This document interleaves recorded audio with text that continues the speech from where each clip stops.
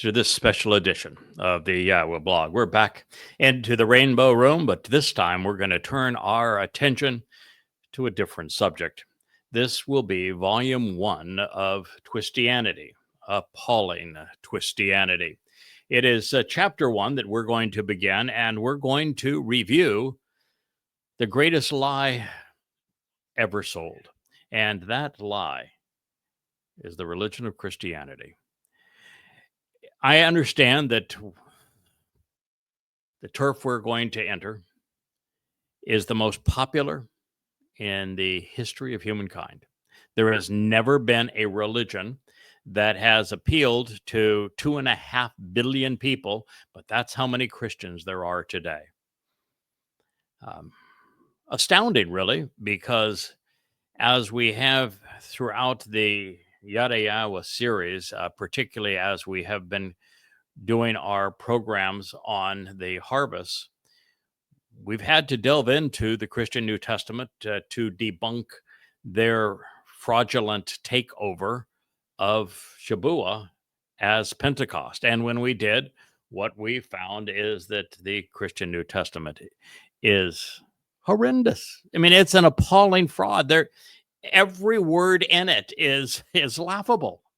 And it is based almost entirely at corrupting and misappropriating the word of God. Every time they cite something to give their myth credit, they pull it out of context where they were in context and properly presented.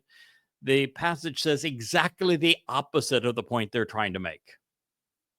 And they do it over and over again, infinitum, to the point that it just becomes utterly ludicrous. And their testimony isn't even remotely credible. And as we have already presented, the fact is that there is no contemporaneous eyewitness of the man God called Jesus Christ. None. Mark's not an eyewitness. Wasn't written until around 75 CE by a man who wasn't even in Judea at the time. May not even have been alive at the time, all we know, but most certainly wasn't anywhere to be seen. And then Luke, some 80% of Luke is based on a plagiarized version of what Mark had to say. Mark was an agent of Paul, wrote the gospel according to Paul, and Luke was Paul's propagandist. And so Luke is simply Mark times 2. And it was also written around 75 CE under the inspiration of the man who conceived the myth of Jesus and the religion of Christianity with his poison pen in his hideous 14 letters, all of which preceded any one of the 4 Gospels. And if you were to turn, well, that's it for Wookiee today. He has obviously union hours.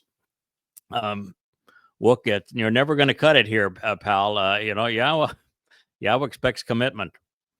It's a dog's life, I guess. But if you recognize that the first 14 books of the Christian New Testament did not include Matthew, Mark, Luke, John, or the book of Acts, they all were based entirely on Paul's letters. And Paul's letters are really pathetic. And they are disgusting. Revoltingly anti-Semitic, filled with logical fallacies, not a single correct citation in them. And Yahweh himself calls Paul the plague of death, calls him out by name. 666 years before he wrote his first letter, the one to the Galatians.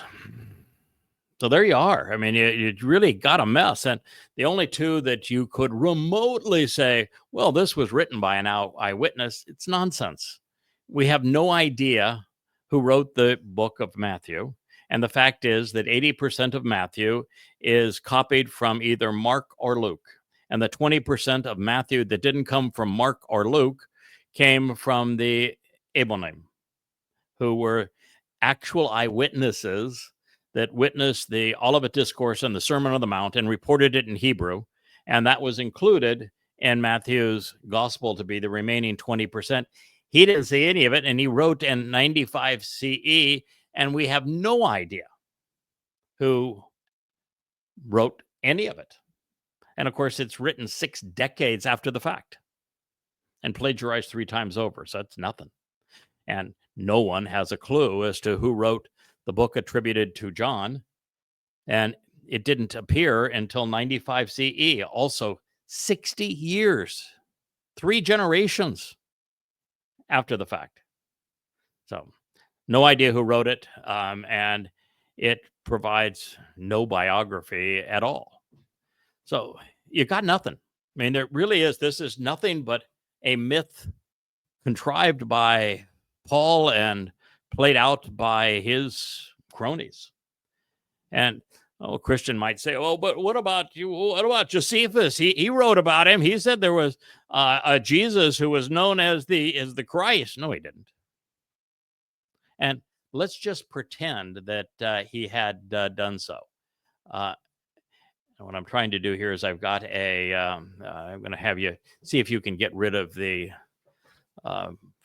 artifact we have on the teleprompter. While I'm not using it at this point, we do need to get rid of that artifact.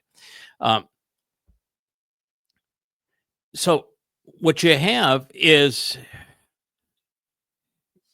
the fact that with Josephus, first of all, Josephus was not an eyewitness.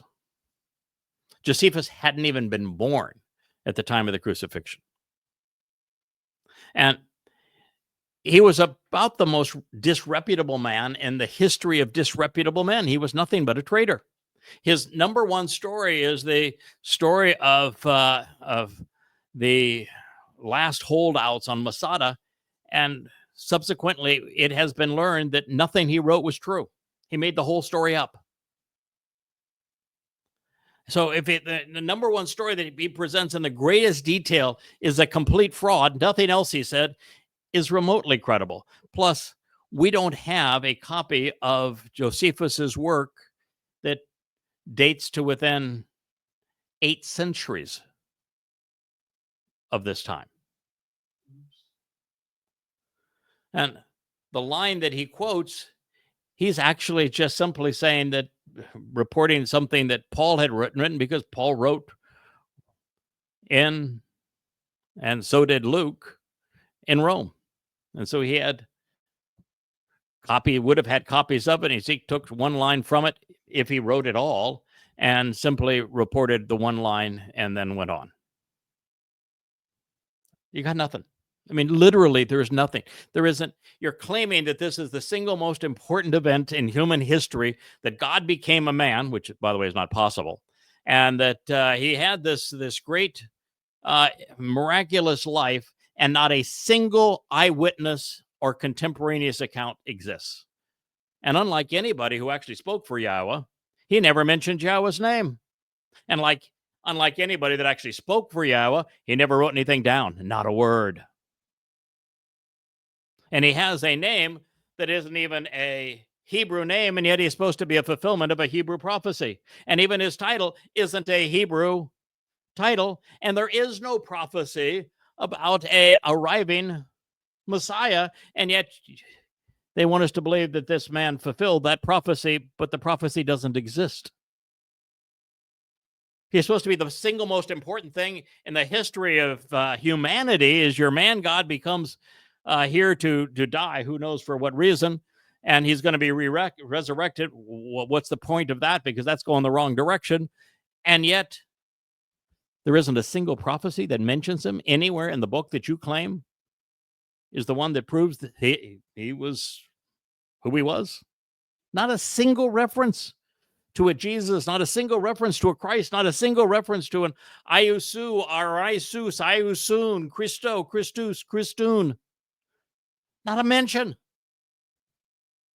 And 100% of the prophecies that are claimed on behalf of Christians actually are attributed to Dowd and mention Dowd as the person to whom they belong. And it is Dowd that is the Messiah, not the myth.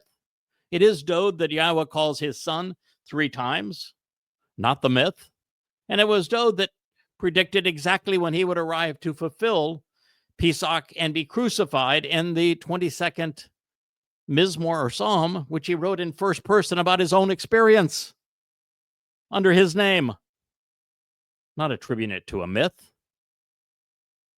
There's no mention of a Christ, a Christian, a Christmas, Easter, a church, a Trinity, a Bible. None of this. Baptism. There's not a word. There's no communion. There's no Last Supper. There's no Good Friday. Nothing. There's no aspect of Christianity that actually appears in the book that Christians claim gives them their authority and credit. And everything that Yahowah, who inspired the books that they want to pilfer, said that he gave us a specific test to apply in Debatim, Deuteronomy 18, as to whether or not he inspired someone who claims to speak for him. And every book in the New Testament fails every single one of those tests, all of them. And on top of that, the theme that Paul came up with, that is his theme for his 14 letters, is, well, God failed. The Torah can't save anyone. He was a complete and utter failure. And because his Torah couldn't save anyone, he turned to me, who I will admit I'm a murderer and a sexual pervert by my own admission, and I'm even demon-possessed, which I'm going to admit to. And he asked me, under those circumstances, to resolve what he couldn't fix and to come up with a gospel of grace that could save people, since his Torah only condemned them. That is the proposition of Christianity, like it or not. And so it is not only absurd that so many people believe such rubbish, and we're going to go into it as we delve into the first of 5 volumes of Twistianity, but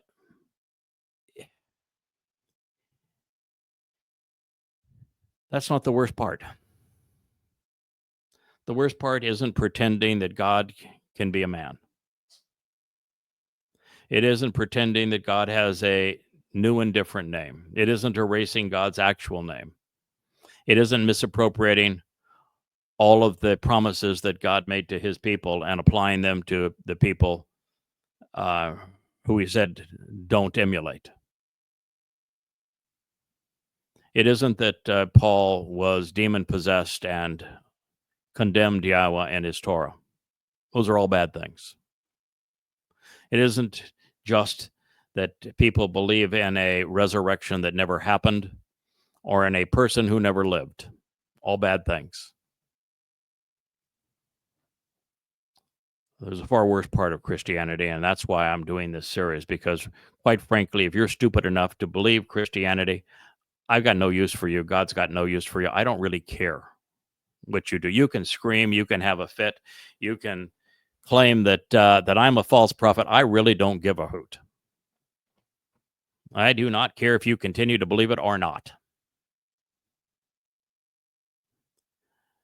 But I care about God's people. I care about Jews. I care about Israel. And what Christians did with that goddamn New Testament and this myth of Jesus Christ is they piled their crap right on top of the truth. And they robbed God's beloved son, David, the actual Messiah and Son of God, who arrived in 33 CE to be crucified in fulfilling Passover, of all of his achievements, of all of his acclaim, of all that he had accomplished on behalf of his people, through identity theft, by promoting a crude counterfeit. And there is nothing more appalling than that. God's got big shoulders. He's put up with Jews for a long time, and that takes a great deal considering how obnoxious they were throughout the Exodus and all the horrible things they said about him and did to him and to Moshe, who led them through the wilderness to the promised land. But when you act so horribly as to rob God's beloved Son of his due.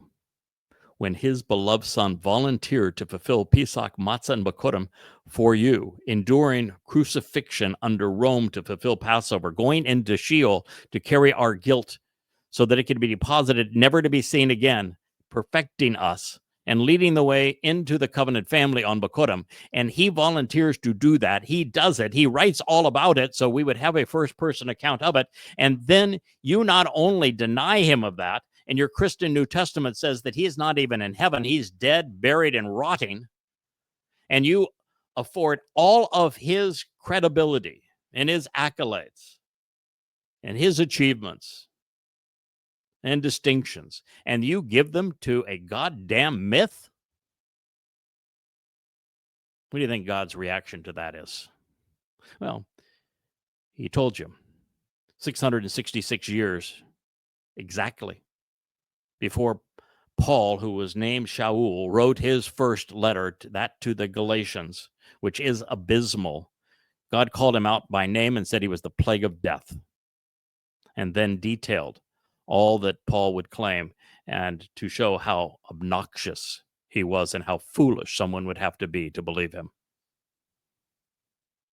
So I make no apologies as I go into this 5-volume set called Twistianity.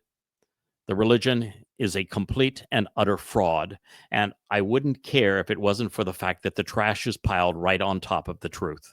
And because that trash is piled on top of the truth, it is challenging to get God's people, who I do care about, Yisrael and Yehudim, to accept the truth, because it's so hidden and tainted by this horrible lie of the most popular anti-Semitic religion that ever existed. And let's be clear, when Christians say that we share the same God as the Jews, and our Jesus, he was Jewish, and so we have an affinity for Jews, shut up.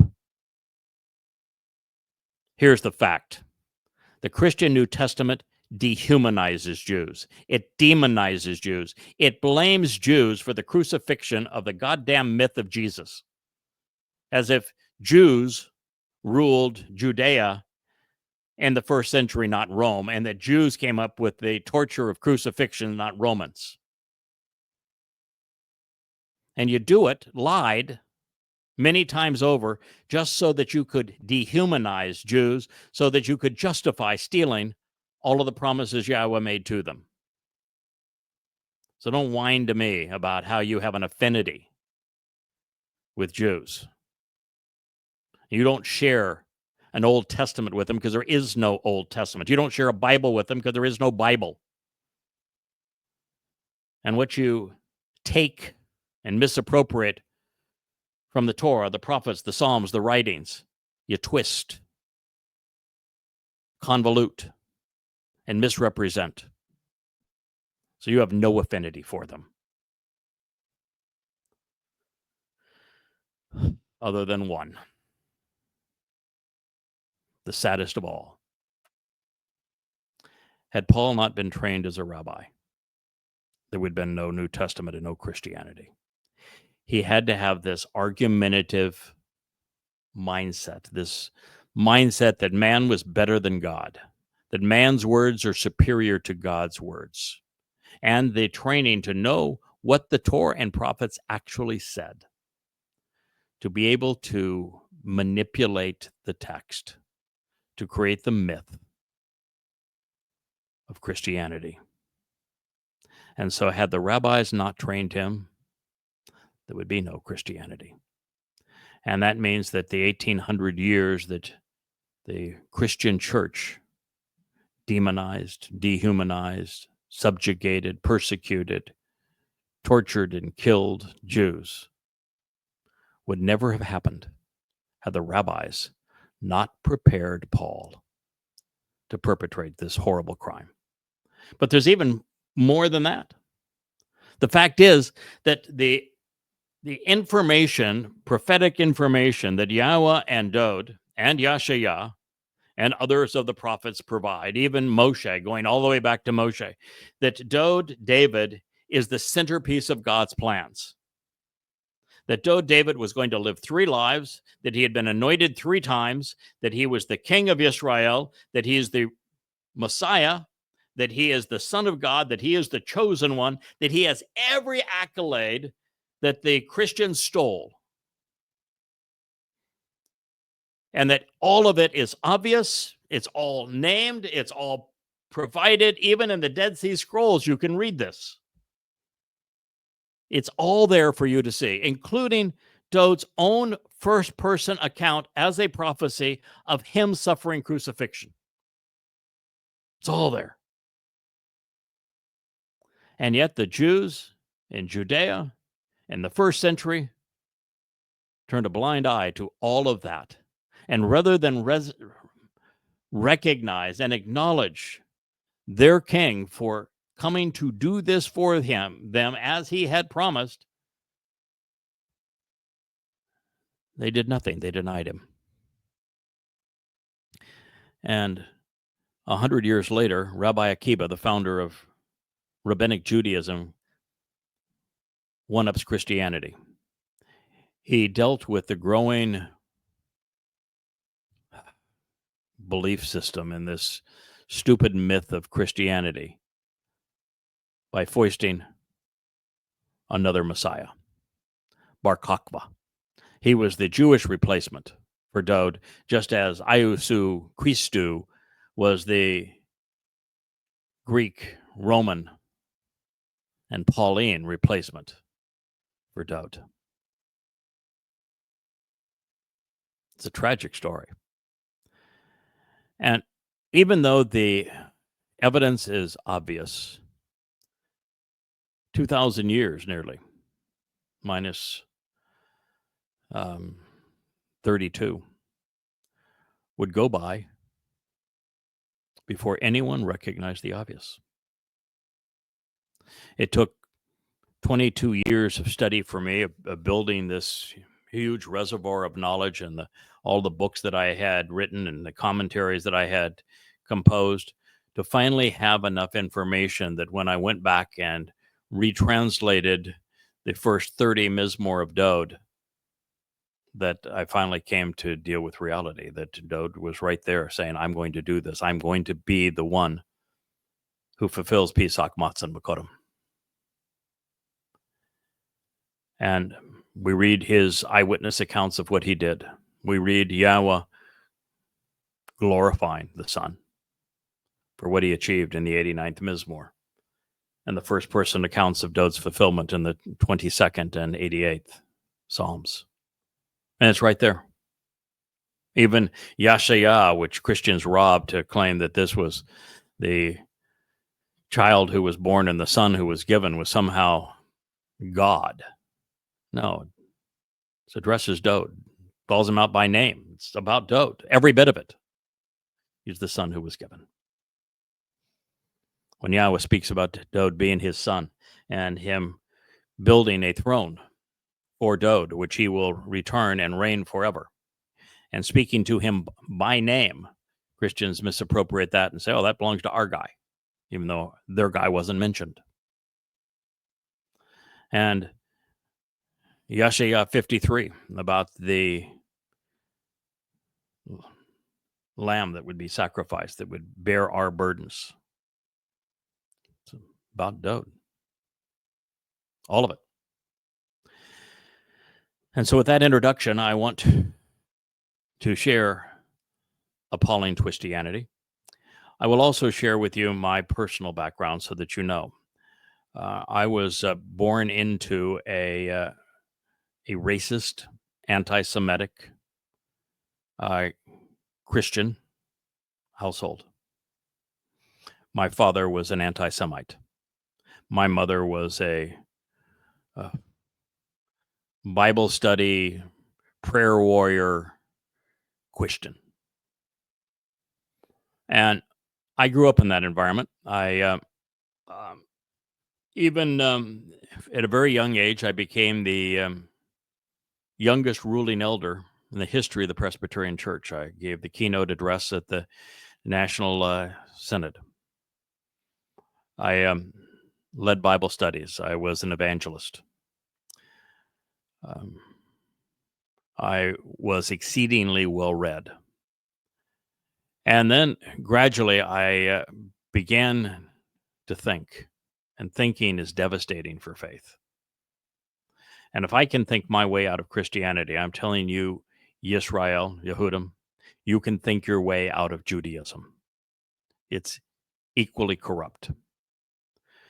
And I came up with about 20 questions that none of the scholars could answer.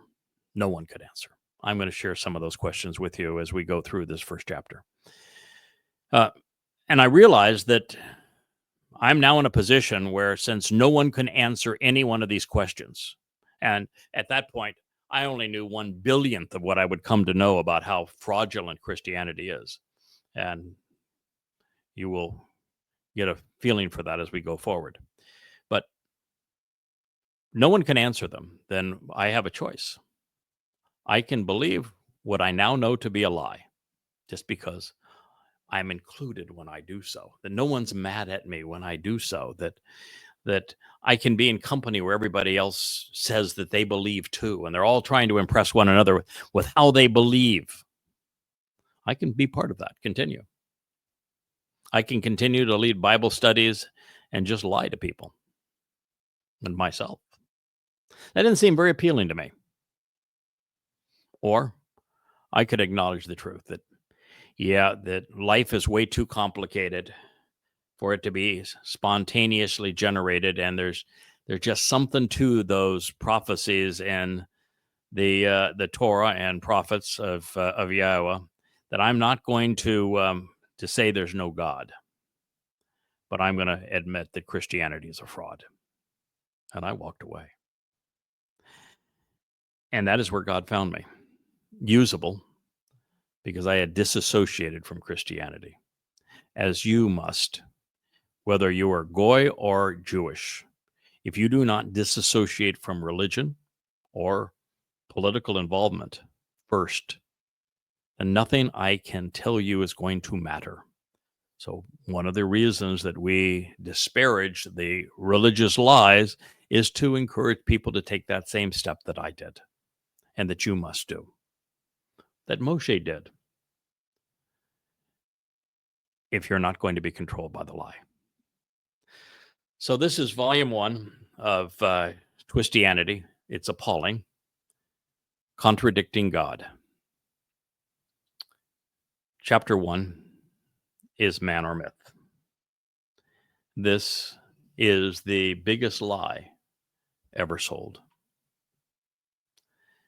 In the 20 centuries, since the letters which would fundamentally change the world were written, very few have had the courage to criticize their author, the self-proclaimed Apostle Paul.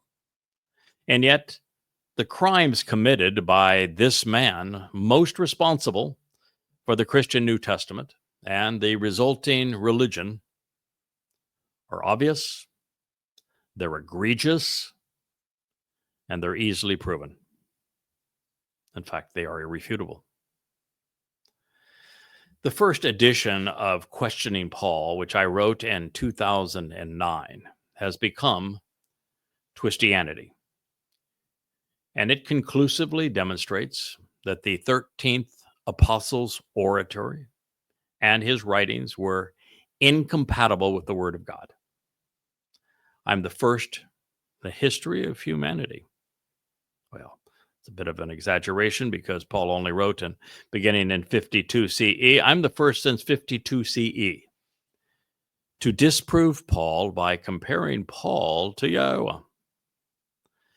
There's other people who have written, maybe 20 some odd, who have gone after Christianity by showing the disconnect between Jesus and Paul. And that's interesting. I'll mention that from time to time, but Jesus never existed. So, if you're comparing a man who did exist and wrote about a myth to the myth that he wrote about, that's probably not the most effective way to demonstrate that it's false. But it's not how I did it. I hold Paul accountable to his own testimony, and I show that his own testimony is incompatible with his own testimony, which is fair game. I show that his statements are irrational, that you cannot go from one thing to another. They're non sequiturs, are red herrings. So I use debate parlance to show how Paul contradicted himself or showed himself to be fallacious.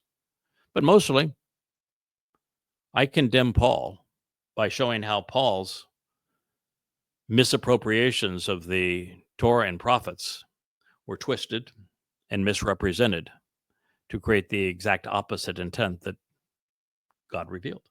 And I was in a unique position to do that because I had trained myself to translate the Hebrew text out of the oldest extant manuscripts, including the Dead Sea Scrolls, and have done so consistently for the past 24 years. So I knew Yahowah. I knew what he said.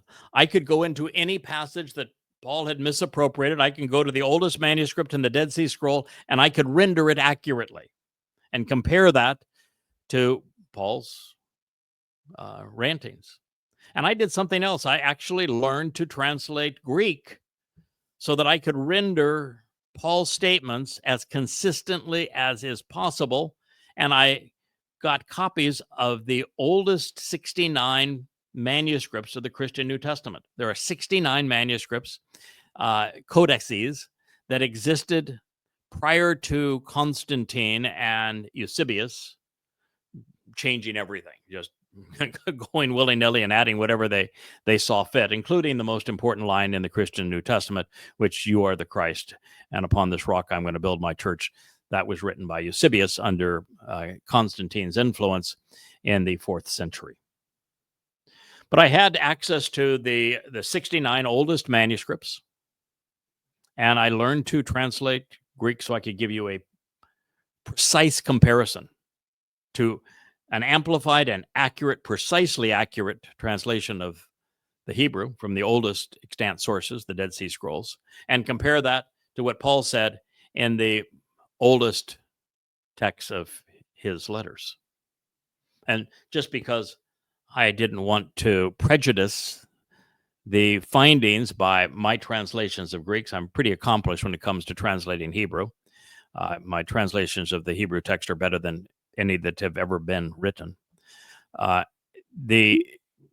also provided anywhere from 3 to 5 other existing translations, including the Nestle Aland 27, which is the most well accepted interlinear of a literal rendering of the text. But side by side, they don't do this. They do this. So I compared Paul's rhetoric to the testimony found throughout Yahweh's Torah, Nabiim, Wa Mizmor, guidance, his prophets, his songs. And it became readily apparent that Paul lied throughout when he claimed to speak for God, when he actually contradicted him with every statement. Now, as a consequence, the credibility of the Christian New Testament crumbles. And this is particularly important because there's this misconception in Christianity that Paul was providing guidance and insights and religiosity on what was contained in the Gospels. It's not true. There wasn't any gospel. Matthew, Mark, Luke, and John did not exist when Paul wrote. In fact, the first one and the last one would not even come to exist until 45 years after Paul wrote his first letter. 45 years later. And Paul actually orchestrated both Mark and Luke. Or the gospel according to Paul, but written 10 years after Paul's death. So if you really want to know the Christianity that was conceived by Paul, you have to start by putting the books that Paul wrote in chronological order and beginning with Galatians and dealing with what he had to say when he was the only one who had to say it. And then you look at what others added to it or that he inspired to be brought into it. And when you do that, ooh, does it crumble and look incredible. So as a consequence, there's really nothing when you do that. And in fact, there's another aspect of this that I haven't mentioned thus far, which is that if you look at the earliest manuscripts of the codices of the Christian New Testament, and you compare them to either the Textus Receptus or the Nestle Aland 27, which is the most acclaimed scholastic text at this point. There's 184,000 words in the Christian New Testament, and there's 330,000 discrepancies between the oldest texts and the basis of your English translation. 330,000 discrepancies in a text of 184,000 words. So this idea that, oh, I can't believe that God would allow his word to be corrupted. Well, the fact of the matter is all you got is corrupt words. And you're entitled to your beliefs. I don't care what you believe. You're not entitled to your facts. And those are the facts.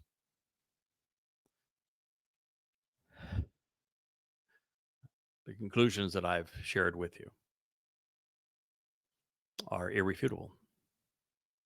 There's nothing to prop up the religion built on one man's delusions and his egotistical rants. And since what I'm saying here is evidentially proven, logical, and irrefutable, proven 1,000 times over in Twistianity, literally 1,000 times over. And matter of fact, any one of the 1,000 assaults that I make on the Christian New Testament is sufficient in and of itself to destroy the myth of Christianity. Any one of them. That is the nature. When you're misrepresenting God, you're pretending that you're going to speak for God, you get zero chances to be wrong. If you're claiming that what you are saying was inspired by God, you have zero chances to be wrong. I found 1,000 wrongs. And you get zero. You would have to validate Christianity, invalidate every one of my 1,000 discoveries, including the fact that the text has been maintained so poorly that there's no credible way to have any idea what was actually said to whom and when. And then you have to realize that every word of it is contradictory to what God said. It's hostile to his people, and it robs his beloved son. Now, I understand that the religious and politically correct will flinch at what I've shared with you so far, but that does not change any of the facts in the case. It's because you don't like them, doesn't make them go away. The evidence is overwhelming, which is why Twistianity is now presented in 5 volumes. I didn't want to leave anything out.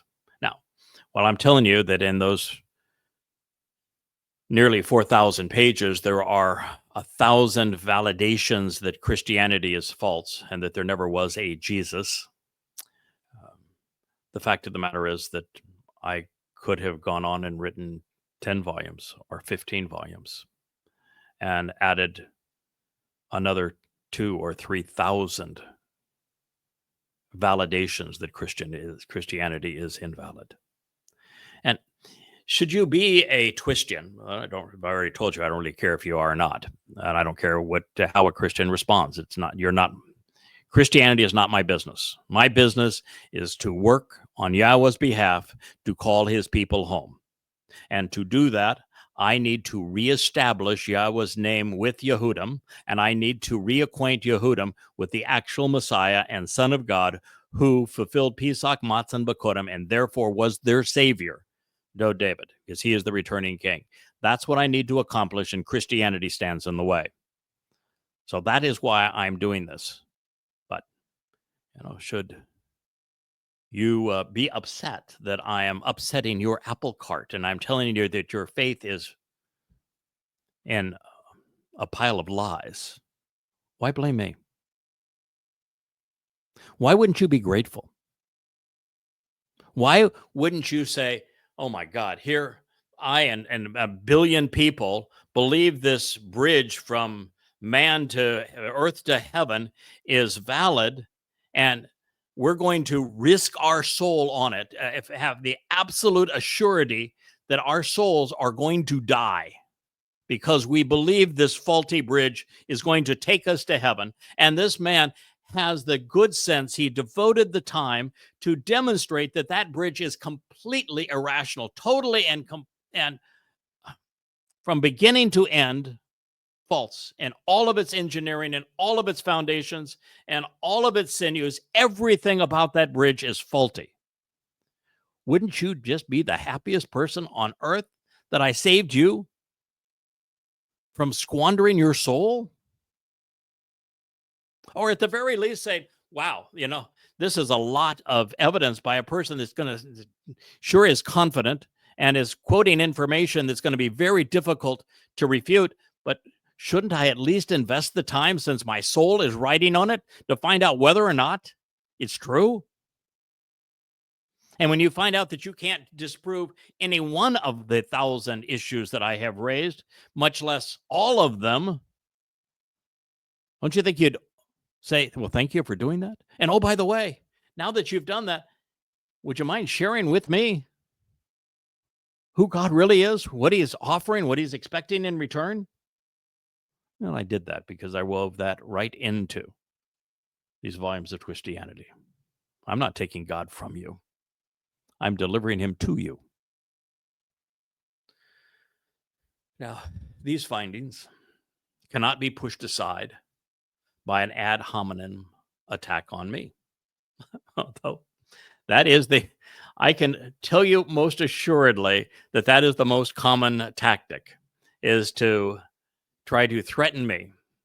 I'm going to tell you that your wee little threats don't mean diddly squat to me. All I do is look at you and say, what a sorry sack that's the best you got. So that